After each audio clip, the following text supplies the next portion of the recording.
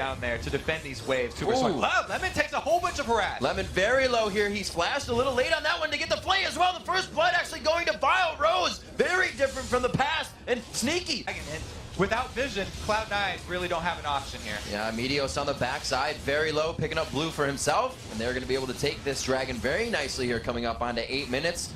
So we'll see that 14-minute Dragon being apparent for these teams, just about 14 minutes. Even though Balls was just walking down the river, they didn't have vision of it, so they didn't know that he was that far away. Oh, this could be bad. The Equalizer will be able to go across the front. Oh, they lay it down into 3 members. The slicing Maelstrom to follow. They thought they could get the Dragon, but it cost them their lives. Yeah, they went back in for it. You always have a free engage with the Ash Arrow. Very good job by Cloud9. And Balls is not done, or High's not done.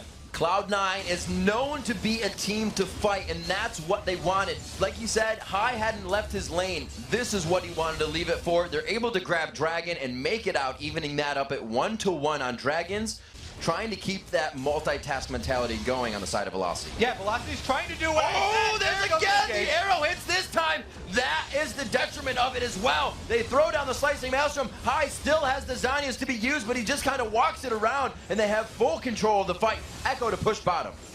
The reason that Cloud9 don't hesitate and they use everything, just flashing in and popping all the ultimates, is because Twisted Fate does not have a true global ultimate. He couldn't have actually gotten all the way back to that turret. It's only about half a map there, and since he was so far in the bottom lane, Cloud9 take the easy 4 vs 5. 2 members of Velocity plus the inhibitor turret, which means that front door. Oh, they didn't get it. One more shot. Meteos goes in and blobs the turret, gets it to go down. Let's see what their consideration they're taking here. Maybe coming in with an Abyssal Scepter. No, not an Abyssal Scepter. Yeah, so are you talking about Cloud9 here? Cloud9, Cloud9 are continuing to build for the team fights. So they're adding on to their amazing composition by splitting up the duties of the auras here. The Abyssal Scepter is key to the Balls and Cannon combo because you're lowering the magic resist. And then Balls, it frees him up to go with the Rylai's plus the Lissandries, which is going to have that burn. And you can see the consideration being taken. Vile Rose picking up that Negatron cloak for himself as well in the build. As they go up here, Cloud9 looking to go for Baron. They do have Echo just above them, which may be going down unless they decide to go for one of these lanes. The bottom lane is going to be pushed. Once this Baron is down, the map is objective free. And that would be a place for them to head. Velocity need to make a move now. They're in position to pull the pincer. There's the Baron going down. This is going to be even harder for the Vile Rose. Gets hit right in the kisser. He's going to be diving into the fight. He has to do what he can. Going down valiantly for his team. They're going to be able to get out and set up some D. That is the danger of going to try and contest Baron, but not going all in. If you wait until Cloud9 have just finished the Baron, and they're all now wearing the buff and not taking damage from Baron anymore, then the exact same team fight is going to happen. That's already happened twice in this game. There's a team fight, and then there's a team fight with hard mode, and that's the hard mode.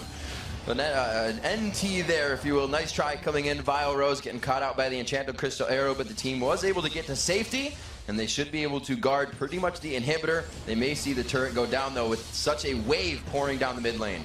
This Cloud9 fascination with Ashe reminds me so much of the very early Season 1, where the top AD carry, it was all about Ashe because of the Crystal Arrow. And everyone put so much value on that late game engage.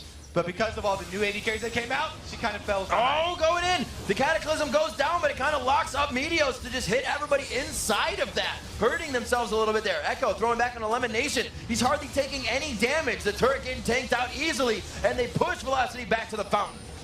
And it looks like they're not done. They're just going to take this inhibitor and roll on Nexus turrets. They have more coming down. They have a full wave, not super minions in the bottom lane.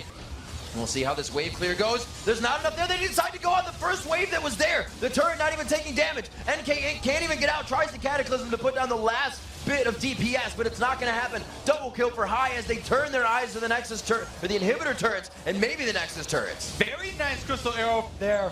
If Ashe hits a Crystal Arrow on anyone for Velocity, they go. But if you hit it onto Maple Street, the highest priority target, then that's a guaranteed dive in. That's high octane engagement right there. When you got the AD carry with the Enchanted Crystal Arrow, first game of the day, looking great for Velocity in the beginning, but Cloud9 was able to find a dragon fight to pull themselves back around and climb the hill to victory. The Nexus goes down, and Cloud9 stays at the top.